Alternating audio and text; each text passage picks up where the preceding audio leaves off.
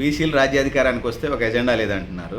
మేము ఇప్పటికే ఆ ఎజెండాతో ఉన్నాం. తినడానికి తిండి, ఉండడానికి ఇల్లు, కట్టుకోవడానికి బట్ట, చదువుకోవడానికి విద్య, రోగం వస్తే వైద్యం, ఉద్యోగ ఉపాధి రంగాలు 6వది, 7వది సామాజిక న్యాయం, 8వది సాధికారిత, ఎవరి జనాభా 9వది ఎవరి జనాభా ఎంత ఉంటే అంత వాళ్ళ ఓటాలు వాళ్ళకి అందేలాగా ప్రయత్నం చేయటం.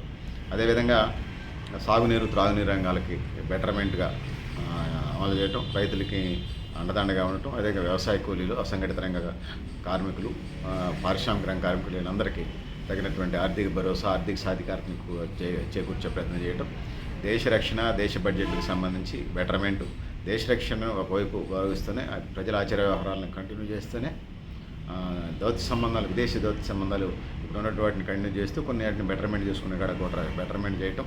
ఇది బీసీ సాధికారిత యొక్క లక్ష్యం. పెద్దలారా మీరు కూడా మీ అభిప్రాయం కామెంట్ బాక్స్లో రాయగలరని తెలియజేస్తున్నాను. నేను గరిడేపల్లి సత్యనారాయణ, న్యూ లక్ష్య రంగేష్.